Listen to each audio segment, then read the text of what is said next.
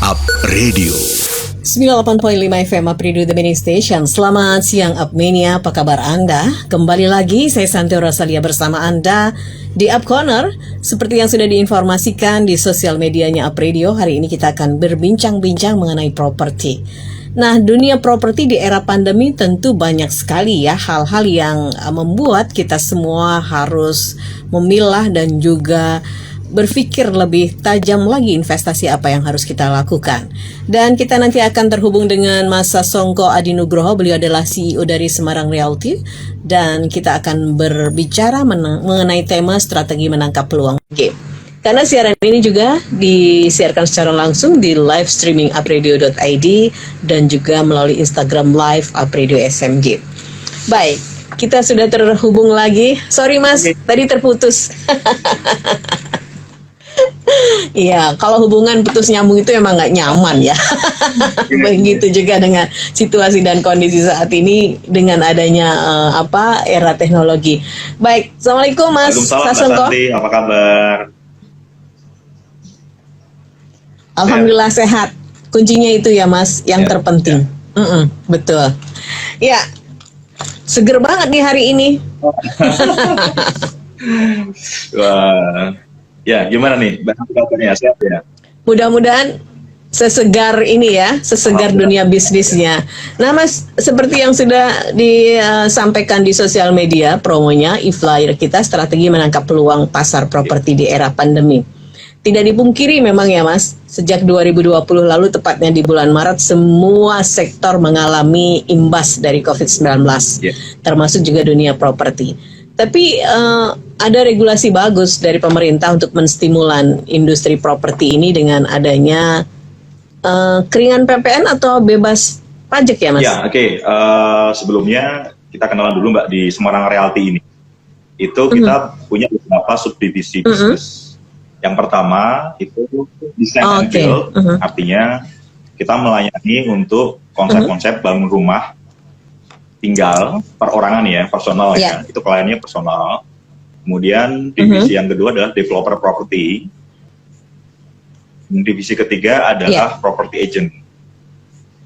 Nah, khusus tadi pertanyaan Mbak Santi itu ditujukan untuk yang divisi yang kedua. Yang kedua ya, yang property developer ya. Ya, yang memang regulasi pemerintah saat ini kita artinya begini, di dalam sebuah bisnis selalu ada dinamika naik turun, bahkan di properti pun sama. Artinya bukan berarti kita harus menunggu, tapi memang kondisi kita di dalam dunia properti ini, konsumen itu seakan-akan wait and see, karena memang di satu sisi daya beli masyarakat kurang mendukung pada saat ini Mbak Santi. Artinya kita tahu persis bahwa semua sektor di dalam bisnis itu mengalami penurunan yang sangat drastis di era pandemi ini. Nah, otomatis memang meskipun ada regulasi dari pemerintah memudahkan proses KPR, kemudian ada suku bunga KPR yang artinya masih bisa dijangkau atau bahkan ada pinjaman lunak dan lain sebagainya, tetapi memang sekarang perilaku masyarakat itu lebih cenderung untuk wait and see Mbak. Jadi wait and see itu yang pertama, dan memang kita tidak bisa memungkiri lagi karena mereka sekali lagi berkaitan dengan cash flow Mbak Santi. Cash flow, dan itu pastinya ya artinya tetap kita memahami dan memaklumi. Itu ada beberapa case juga dari teman-teman developer, itu yang awalnya hanya boleh dijualkan propertinya oleh marketing in-house. Marketing in-house itu adalah marketing yang tetap di dalam sebuah tim developer ya. Itu beberapa sudah memberikan kelonggaran, artinya broker-broker dari luar, freelancer itu bisa ikut menjualkan propertinya. Artinya dari pihak developer sendiri, internal mereka memberikan kelonggaran bahwa teman-teman dari luar, broker-broker itu bisa menjualkan Mbak Santi. Nah, ada beberapa yang memang dia tidak boleh dijualkan oleh broker yang lain. Nah, artinya di sini sempat kita diskusi kemarin dengan teman-teman developer bahwa memang ada kebijakan yang harus diambil seperti itu karena memang tingkat penjualan dari marketing in-house-nya dalam masa pandemi ini sangat kecil, Mbak. Artinya, iya menurun sangat drastis. Artinya begini, mereka biasanya pas weekend itu cuma Sabtu Minggu itu selalu ada konsumen datang, Mbak, visit project. Karena memang kebanyakan orang-orang itu cuma Sabtu Minggu itu visit project untuk melihat produknya, Mbak Santi. Nah, cuman kan kendala sekarang sulit sekali untuk kita menunggu apalagi tempat wisata juga ditutup dan lain sebagainya. Artinya di situ ini yang dari pihak developer sangat memahami bukan kesalahan murni dari marketingnya, tapi memang kondisinya sedang seperti ini. Sehingga tadi ada beberapa developer yang merangkul tadinya hanya khusus untuk in-house marketing, tapi sekarang mereka merangkul freelancer juga, Mbak Santi, sehingga artinya peluang untuk bisa memasarkan produknya lebih luas lagi. Itu salah satu strategi dari pihak developer untuk bisa menjualkan produknya, Mbak. Baik, Pak Sasongko, bagaimana mengelola kebiasaan baru dari konsumen ya, atau perilaku baru dari konsumen yang wait and see tadi, selain tadi membuka kesempatan untuk broker lain bisa menjualkan, apalagi yang dilihat peluang yang sangat cukup strategis ya untuk tetap memberikan ruang kepada dunia properti saat ini, Mas Sasongko? Kalau menurut kami memang kita sebagai pengusaha harus dituntut keras kreatif ya, artinya kita tidak bisa menunggu kondisi ini membaik. Nah, apa yang bisa kita lakukan, improvisasi apa yang bisa kita lakukan agar supaya tetap bahasanya teman-teman ini developer bisa jualan, Mbak. Itu yang terpenting ya. Nah, di satu sisi di sini kita sering juga diskusi bagaimana memanfaatkan teknologi seperti ini. Kita mengoptimalkan dunia sosmed, ada IG, ada Facebook, kemudian ada website dan lain sebagainya. Terus kemudian kita kalau mengadakan, biasanya kita dalam developer itu kita mengundang mereka, Mbak, mengundang konsumen-konsumen itu, kita jamu, makan, kita visit project ya, dan itu tetap rutin bisa kita lakukan. Tapi kondisi sekarang sangat tidak memungkinkan, Mbak, sangat tidak memungkinkan, sehingga tadi salah satu strateginya kita membuka peluang teman-teman semua bisa menjualkan, dan nilainya pun beda, nilai persentase fee-nya itu kita berikan sekitar 2 kali lipatnya untuk rangsangan agar misalkan Mas Santi bisa bantu juga produk properti kita, itu kita bisa memberikan apresiasi 2 kali lipatnya, Mbak Santi. Fee marketing yang tadinya cuma 2,5% itu bisa kita optimalkan menjadi 5%. Nah, memang kalau untuk kita pameran pun juga kita ngadakan pameran beberapa di mall. Kemarin juga pengunjungnya ya karena memang pembatasan pengunjung yang masuk mall juga. Kegiatan masyarakat ya. Ada PKM juga kan, pembatasan timing berkunjung ke mallnya. Sekarang kan maksimal jam 8 juga. Ya artinya kita sepakat kita survive dulu. Kita survive memang untuk menggenjot penjualan sama dengan pada saat sebelum pandemi itu sesuatu hal yang mustahil saat ini. Tapi kita sepakat bagaimana caranya penjualan. Nah, khusus kami di Semarang Realty ini kan ada 3 divisi tadi, Mbak. 3 divisi. Nah, kita pun tidak terpatok pada satu divisi saja. Saat ini yang cukup laris di pandemi ini ya mungkin memang rezekinya kali ya, itu di divisi yang pertama, Mbak, design and build. Jadi design and build itu lebih personal, jadi personal, bangun rumah, renovasi rumah, dan itu sepertinya menjadi subsidi, Mbak. Subsidi untuk divisi kami yang lainnya. Artinya alhamdulillah nih masih bisa nyangoni tim, kemudian memberikan pintu rezeki untuk tukang, untuk material juga, untuk toko material yang tadinya sepi karena tidak ada project, itu jadi tetap berjalan, Mbak. Artinya divisi yang pertama ini kami yang tadinya tidak begitu kami concern, ini malah kebalik. Jadi divisi pertama subsidi divisi yang kedua dan divisi yang ketiga. Yang awalnya pada saat non-pandemi itu divisi yang kedua yang paling besar, karena developer ya, properti ya. Tapi karena properti kami ya kondisi seperti ini, kita mau jualan bagaimana, sedangkan daya beli masyarakat juga seperti itu, meskipun harganya udah banting harga Mbak, diskon 10%, 20%, bahkan kita kasih gimmick double AC, kemudian ada kanopi dan lain sebagainya, tetap aja masyarakat masih belum begitu ini. Nunggu deh gitu Mbak. Itu Mbak Santi. Iya, betul. Iya. Oke, dan memang sangat terasa ya, karena sebetulnya menjadi kebutuhan primer sih rumah itu ya, Mas Sasongko ya. Tetapi karena harganya tidak bisa segampang kita mengeluarkan untuk kebutuhan primer lainnya, jadi memang wait and see itu yang dilakukan oleh konsumen. Nah Mas, sejauh ini seperti apa sih kalau tadi menyampaikan di divisi pertama ini secara personal ada renovasi rumah, pembangunan rumah secara person to person ya, ini cukup meningkat.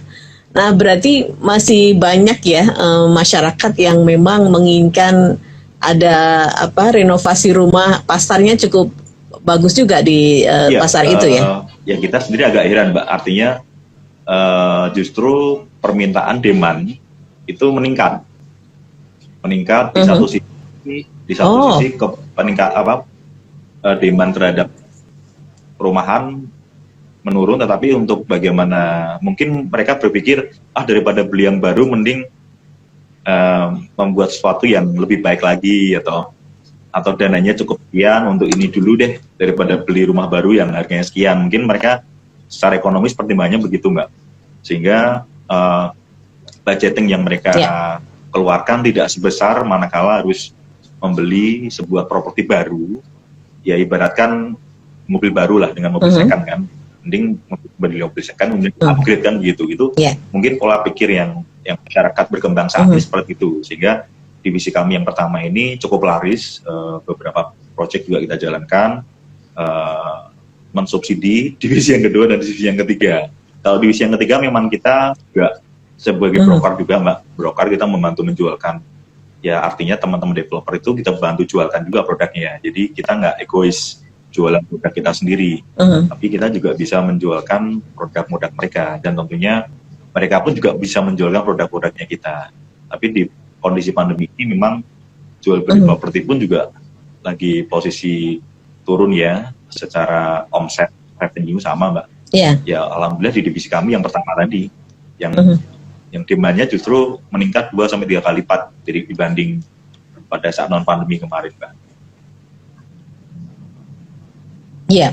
Nah jadi pengen tahu nih, apa yang membedakan divisi Mas Sasongko yang pertama ini ya di Real Property Partner ini dengan teman-teman yang lain bergerak di bidang yang sama, sehingga kita yakin menggunakan jasanya teman-teman di Semarang Realty. Iya. Kalau di divisi kami yang pertama itu masyarakat menyebutkan kita sebagai kontraktor rumah ya Mbak ya. Tapi di sini kita mempunyai sebuah manajemen yang berbeda dengan mereka. Kita menggunakan konsep yang namanya cost and fee.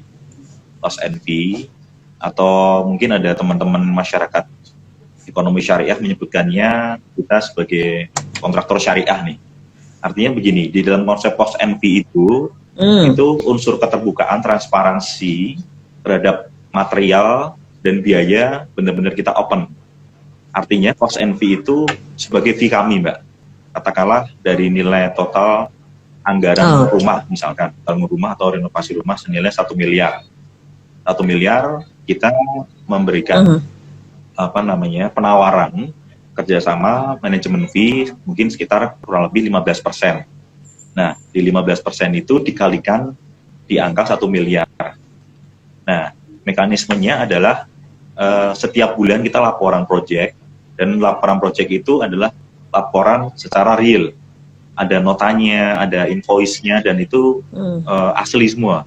Asli dari material. Ya, belanjanya itu ya? Material, kemudian tukangnya juga sama, tukang-tukang yang kerja di situ kita opnam setiap minggu, itu ada semua absensinya lengkap. Nah, pada saat sebulan katakanlah habisnya 100 juta, itu kita dikalikan persentase fee kami misalkan di angka 15%. Jadi setiap bulan kami menerima fee komisi sebesar 15 juta, dan itu pun kami bagi karena kami punya tim, Mbak, 3-4 orang. Dalam lapangan ada pengawasnya, pelaksana, logistik, dan administrasinya. Nah, sehingga konsep ini berbeda dengan konsep yang lain, manakala mereka menggunakan konsep borongan ya. Borongan, borong aja rumahnya sekian 1 miliar, jadinya seperti ini. Tapi kenyataannya agak sulit pelaksanaan di lapangan, karena begini, konsep bangun rumah, tinggal itu private, personal banget. Artinya selalu berubah-ubah, apalagi suami istri mempunyai cita rasa yang berbeda itu, dan apalagi ada anak-anaknya itu pusing sekali ya. Nah, kita menggunakan konsep ini lebih nyaman, lebih bisa diterima, Mbak Santi, dan itu menjadi added value dibanding teman-teman kontraktor yang lain. Itu divisi kami. Jadi kita terbuka transparansi, laporan keuangan dan material, Mbak, dan pastinya kualitas material itu kita mempersatukan. Itu, Mbak Santi. Oke. Nah, ini berarti tadi kalau memang membangun ya, kadang-kadang udah sampai sini, ini kurang itu ya, jadi ada berkembang, ada lain sebagainya. Akhirnya budgetnya bisa membengkak. Nah, Mas Songko, sejauh ini dari konsumen itu atau customer itu custom atau bisa diskusi dulu dengan timnya Mas Songko ya, artinya saya punya rumah tipe misalnya tipe 45, luas segini dan segini, ini saya mau renovasi, bisa nggak menjadi sebuah konsultan juga di situ, kemudian diarahkan dan bagusnya seperti ini, iya, seperti itu. Sekali. Artinya setiap konsumen mempunyai permintaan yang berbeda. Kita di situ brand kami adalah design and build. Artinya manakala klien hanya menghendaki desain saja, ya sudah, kita ada professional fee khusus desain. Nah, manakala klien itu sekaligus build, ya kita mengajukan paket yang namanya design and build. Nah, design and build ini menjadi satuan paket senilai sekian tadi persentase. Kalau hanya desain saja mungkin di angka 5% sudah cukup, Mbak, nanti 5% dari nilai total anggaran estimasi biaya yang dikeluarkan untuk bangun rumah. Nah, jadi kita bisa as a consultant only, bisa tanpa kita harus include sebagai kontraktor, nggak harus. Jadi, saya mau punya nih konsep gini Mas, gini, oke, kita buatin dulu. Begitu gambar kita serahkan, kita akad di depan, Bapak Ibu mengendaki kita sebagai pelaksana juga, atau hanya butuh desain saja. Saya hanya butuh gambar saja, desain Mas, saya mau bangunnya tahun depan atau 2 tahun lagi. Oke, siap, kita bikinkan, kita approve, kita harganya, kita serah terima produk ke konsumen. Itu, Mbak Santi. Iya. Oke. Dan ini sudah ada yang bertanya di 0878333400, Mas. Kita sapa dulu, ada Andika. Selamat siang, Apridio. Selamat siang juga dengan Bung Songko. Saya Andika di Salatiga. Saya ingin bertanya, untuk customer care-nya di mana, kemudian layanannya sampai ke luar kota atau hanya di seputar Semarang saja? Dan berapa tim ya yang ada di Semarang Property Partner ini? Dan terima kasih. Oke, Mas Andika, terima kasih di Salatiga. Silakan. Terima kasih, Mas Andika. Base camp-nya di mana nih?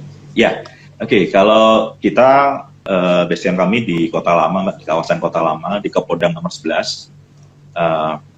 Kita bisa meeting di sana, cuman memang pandemi ini cara jam kerja juga hanya 2-3 jam saja, dan sementara kita tidak menerima tamu. Karena memang secara regulasi kita amankan semuanya, dan beberapa tim kami juga sebagian besar WFH, kecuali di project dia harus standby di sana ya. Alhamdulillah kita melayani, jadi Semarang Realty ini sebetulnya bisa melayani konsumen seluruh Nusantara Indonesia. Artinya pintu masuknya di Semarang Realty.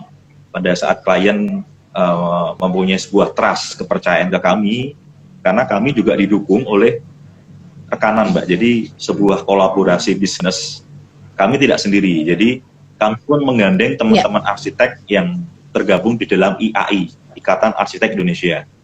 Nah, di situ otomatis secara profesionalisme kerja mereka sudah diakui.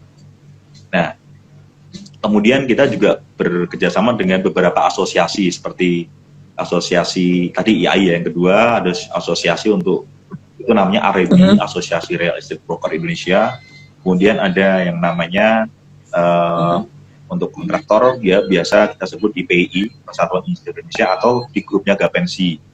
Kemudian ada juga di asosiasi REI, Real Estate Indonesia, itu juga ada.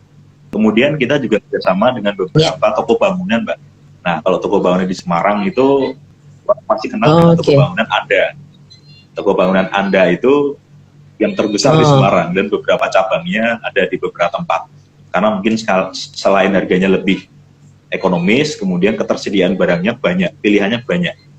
Toko Anda. Ya ini bukan ini sekalian promosi aja ke teman-teman semua. Nah, di situ kita disupport oleh teman-teman itu semua dan tergabung dalam sebuah tim yang kita namakan Semarang Realty Teamwork. Nah, artinya kita bisa menjangkau juga ada permintaan konsumen tidak hanya di Semarang, Mbak Santi. Misalkan di Salatiga kita bisa ke sana. Dan kita juga punya afiliasi teman-teman yang siap support itu di Jogja dan di Jakarta. Ada. Itu ada rekan kami dari arsitek, teman-teman arsitek itu mereka punya brand, salah satunya adalah Ruangan Asa. Ruangan Asa itu didominasi oleh anak-anak muda, arsitek muda, dan pastinya tergabung di IAI ya. Di IAI mereka cukup keren secara konsep desain, gambar, dan lain sebagainya. Itu adalah rekanan kami, Mbak Santi. Rekanan kami berkolaborasi dengan mereka. Kalau misalnya tadi ada request ke Salatiga, kita siap aja ke sana, kita bisa visit lokasinya, kita lihat available nggak untuk kita kerjakan, dan kemudian kita diskusi lebih lanjut lagi. Kita tidak menutup diri hanya di Semarang, bisa kemana-mana ini ceritanya. Gitu Mbak Santi. Jadi namanya memang Semarang Realty ya Mas, tetapi actionnya sudah di seluruh Indonesia gitu ya. Oke, mudah-mudahan bisa menjawab ya Pak Andika. Dan mungkin kontak personnya bisa diberikan Mas untuk office-nya atau sosmednya, alamat sosmed. Nanti bisa melihat Apmenia seperti apa profilnya dari Real Property Partner Semarang Realty ini. Boleh Mbak. Oke. Silakan. Kalau dari kami bisa kontak langsung saja ke nomor HP saya. Itu lebih personal, nanti kita bisa jawab di 081 5656 5000. Ya. Jadi 081 5656. Oke. 081. Ya, 5656 5000. Jadi nanti bisa japri ke kami untuk kita bisa segera eksekusi. Gitu Mbak Santi. Silakan ya. Ya pokoknya ini penuh dengan diskusi lah ya Mas Sasongko ya. Sangat memahami kondisi. Jadi apa yang diinginkan oleh Bapak mungkin ya seperti apa. Nah tadi situasinya juga memahami dan bisa silaturahmi dulu ke Salatiga Pak untuk melihat seperti apa yang mau digarap gitu ya. Oke, ini sudah ada yang masuk dari Azeiba di Instagram Live Apredio SMG ini ada. Oh mantap katanya. Ini salah satu penggemarnya Mas Sasongko kali ya. Halo. Mas, memang sekarang sekarang itu usaha memang lebih punya konsep bersinergi ya. Tadi kalau disampaikan oleh Mas Sasongko ya kolaborasi dengan beberapa pihak. Nah, seperti apa sih Mas yang dirasakan untuk bisa memecahkan, kalau boleh dibilang ini adalah masalah yang harus dipecahkan bersama. Jadi kalau Mas Sasongko bilang beberapa yang menjadi partner atau mitra ini menjadi solusi untuk bisa terus bertumbuh. Tapi kita akan ke WA dulu Mas, ini sudah ada sinyal untuk segera dibaca dari 0815 sekian dari Rini. Selamat pagi Apridia, selamat pagi juga narasumber. Saya Rini, saya ini masih kuliah di arsitek. Apakah menerima magang di tempatnya Pak Sasongko? Terima kasih dan saya pengen berkembang. Kira-kira tips apa yang bisa saya lakukan untuk bisa terjun di dunia apa nih? Oh, di dunia yang saya saat ini sedang kuliahin. Oh, dia calon arsitek nih, Mas Sasongko. Terima kasih Rini. Mbak Rini, terima Silakan, kasih. Mas. Ya, kita senang sekali kita membuka diri teman-teman dari dunia perguruan tinggi ya. Perguruan tinggi tidak hanya arsitek sih, tapi juga dari teman-teman teknik sipil juga bisa. Kami undang juga. Silakan nanti ketemu dengan kami di kantor kami juga. Beberapa teman-teman mahasiswa yang sudah magang itu bahkan ada yang jadi partner kami, Mbak Santi. Jadi 8 tahun yang lalu, ya 8 tahun yang lalu ada sekumpulan anak-anak muda semester arsitek dari Undip nih. Itu magang di tempat kami. Kemudian karena nyaman, kemudian kita bisa cocok. Setelah lulus, sempat kita lost kontak selama 5 tahun. Akhirnya ada yang kontak lagi dan kita join ngerjain project di semua. Nah, artinya ilmu yang pernah kita share ke mereka, kita gantian nih. Jadi investasi yang kita berikan ke mereka berupa ya edukasi ya, itu kita gantian diberikan sebuah revenue business project ya. Artinya kita kolaborasi sama mereka. Nah, adik-adik yang dari mahasiswa arsitek Undip ini otomatis mereka secara keilmuan jago di dunia arsitek. Sedangkan kami, pribadi saya di teknik sipil, Mbak Santi. Saya di engineer tapi sebenarnya bukan arsitek, tapi teknik sipil.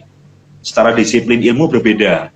Dan justru itulah bisa berkolaborasi dan harus berkolaborasi. Saya tidak bisa mengambil lahannya anak-anak arsitek. Adik-adik arsitek itu mereka punya sebuah lahan sendiri, teman-teman arsitektur.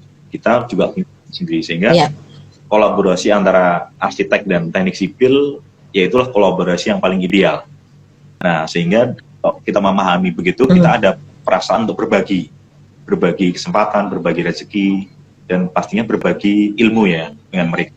Nah, pada saat menggandeng mereka, mereka juga menyadari kekurangannya. Wah, aku arsitek, saya tidak begitu lihai di lapangan. Di pelaksanaan itu arsitek kurang begitu optimal. Mereka sebagian besar menghabiskan waktu, tenaga pikiran untuk di studio dalam sebuah ruangan dan lain sebagainya untuk mendesain, sehingga begitu di lapangan ada dinamika lapangan kurang begitu bijak menyikapi, sehingga kami yang harus mengambil alih peran itu. Sehingga kolaborasi antara tim desain dan tim build itu memang sangat diperlukan. Sehingga di tempat kami pun tidak ada saat ini, memang tidak terima untuk teman-teman arsitek menjadi tim internal kami. Kenapa? Spesialisnya di pelaksanaan, Mbak Santi. Kami teman-teman kontraktor dan developer, pelaksanaan semua. Tapi untuk teman-teman arsitek kita lebih banyak merangkul, meng-hire, atau kalau perlu kita berbagi. Misalkan tadi dengan 15%, itu kita bagi dengan teman-teman arsitek, mereka sekitar 2,5-5%. Sehingga itu include di angka by project ya, Mas? Project ya, betul sekali. Dan mereka juga menjadi ini bagian marketing kamu. Baik. Dan juga ini iya. Luar biasa ini Mbak Rini, silahkan saja. Anda sudah semester berapa untuk mendekati ini ya untuk magang? Tapi ini di era pandemi mungkin sistemnya akan beda ya Mas, karena memang harus terbatasi untuk pertemuan ya. Silahkan bisa konsultasi aja langsung ke nomor teleponnya Mas Sasongko di 08156565000 ya. Anda mau kapan mulai magang dan seperti apa teknis di lapangan magangnya. Karena memang harus menyadari semua ya. Mas Sasongko, berkali-kali ini disebutkan kolaborasi menjadi salah satu kunci bagaimana dari Semarang Realty ini bekerja atau berkarya ya Mas Sasongko ya. Ada berapa tim dalam Semarang Realty sendiri ya saat ini Mas? Ya, tim intinya? Tim inti kita hanya berempat. Ada berempat untuk tim inti, dan itu lebih banyak disiplin ilmunya di sipil Mbak Cantik. Karena kita lebih banyak di pelaksanaan. Nah, tetapi kita bisa menerima proyek dari skala kecil sampai skala besar dan dengan jumlah yang sedikit sampai jumlah yang banyak. Kenapa? Karena kita berkolaborasi dengan banyak orang, banyak tim yang secara profesional. Nah, Misalkan tadi dalam satu proyek kita butuh teman-teman dari arsitek, kemudian ternyata juga butuh teman-teman dari yang backgroundnya adalah elektro. Jadi elektro itu dia menguasai tentang instalasi listrik dalam sebuah bangunan. Itu biasa kita nyebutkan ME, Mechanical Electrical. Nah, selain dari kami sendiri adalah tim konstruksi. Jadi dalam sebuah bangunan selalu berkolaborasi bertiga antara tim arsitek, tim Mechanical Electrical, dan tim konstruksi, dan tim sipil. Konstruksi. Di situ kita bisa memanfaatkan banyak sekali teman-teman yang bisa kita gandeng. Nah, teman-teman, misalkan teman-teman tim ME itu freelance kami dalam sebuah project, kita hire mereka. Ya, kita bukan hire, tapi kita berbagi ya. Bahasanya kita berbagi dengan mereka sekian, dan mereka biasanya kita, kalau kami menggunakan konsep cost and fee, itu seluruh rekanan yang terlibat di dalamnya kita bantu ketemu dengan pihak owner atau pihak pemilik rumah, Mbak Santi. Jadi ada negosiasi langsung dengan pihak pemilik rumah untuk mengantisipasi agar tidak ada prasangka dan pemikiran yang negatif ya terhadap kami, sehingga kami mempertemukan mereka dan ada negosiasi langsung antara rekanan vendor itu dengan pemilik rumah. Misalkan ada rekanan vendor gypsum, rekanan vendor ME tadi, Mechanical Electrical. Di awal proyek juga kami tawarkan Bapak Ibu pengen menggunakan arsitek. Arsitek ini ada kelasnya Bapak Ibu, kelas yang sekian sama yang sekian. Kalau yang kita temui ternyata secara nominal rupiah ready dan memang beliau di kelas medium up, ya otomatis pemilihan arsiteknya juga tidak asal ya biasanya ya. Ya itu, jadi kita bisa menawarkan itu semua dan ada kolaborasi dalam satu proyek, dan pastinya kita terbuka dengan semuanya. Tidak ada yang ditutupi, dan itu nanti menimbulkan kerjanya di lapangan tidak nyaman, Mbak. Ada sesuatu yang tidak transparan itu, aduh tidak bisa optimal, dan bahkan nanti nggak jadi happy ending buat semuanya. Gitu, Mas. Jadi pure ya untuk semua material dan lain sebagainya, konsumen ini, yang calon konsumen ini bisa mengetahui siapa yang jual, kemudian ada negosiasi di situ ya. Mungkin semakin banyak belanja semakin harganya bisa ditekan ya. Dan dari tim Semarang Realty hanya sebagai hub-nya kalau begitu ya, Mas ya. Dan nanti pada hitung-hitungannya professional fee aja. Itu konsep sebetulnya kami terapkan juga. Kami punya divisi organizer, Mbak Santi, IO, yang saat ini sementara yang laku di WO-nya, wedding organizer, sama di tim organizer pun kami menggunakan sistem cost and fee, jadi modelnya persentase fee. Kemudian makanan yang terlibat di situ banyak, ada dekorasi, ada makeup artist, ada fotografer, dan lain sebagainya. Sama, artinya kita nggak bisa sendiri dalam sebuah project itu. Bagaimana kita harus berkolaborasi, bersinergi dengan rekan-rekan lain, dan pastinya dengan sistem seperti itu justru kita, karena niatnya berbagi, itu akan dibuka itu rezekinya sama Allah. Artinya di situ pasti kita yakin ya tadi nggak akan berhenti. Dan khusus di pandemi ini justru di divisi pertama kami tadi di Sana Bid yang justru banyak sekali nih ya, banyak ya. Di Semarang, Mbak, di luar kota juga ada. Alhamdulillah kita syukuri ya. Iya. Baik. Apapun kondisinya dan ada perubahan perilaku dari konsumen yang wait and see, teman-teman di Semarang Realty tidak wait and see ya, Mas, tapi bagaimana menjemput bola dengan pola-pola yang sangat beda ya. Dan ini inspiratif sekali. Baik, Mas Sasongko, terima kasih banyak. Kalau ngobrol pengennya sih lama-lama ya, apalagi karena nanti kalau sudah kopi gitu ya, ada camilannya itu nggak pernah berhenti. Kita lain waktu sambung lagi ya. Yang penting sehat selalu, Mas. Salam juga buat teman-teman di Semarang Realty. Dan yang pasti adalah saling taat dengan prokes juga untuk bisa memutus mata rantai penularan COVID-19. Sukses selalu, terima kasih. Assalamualaikum warahmatullahi wabarakatuh. Disiarkan langsung dari Menara Universitas PGRI. Up Radio. Jalan Sidodadi Timur, nomor 24 Semarang. Inilah 98.5 FM. Up Radio, the main station.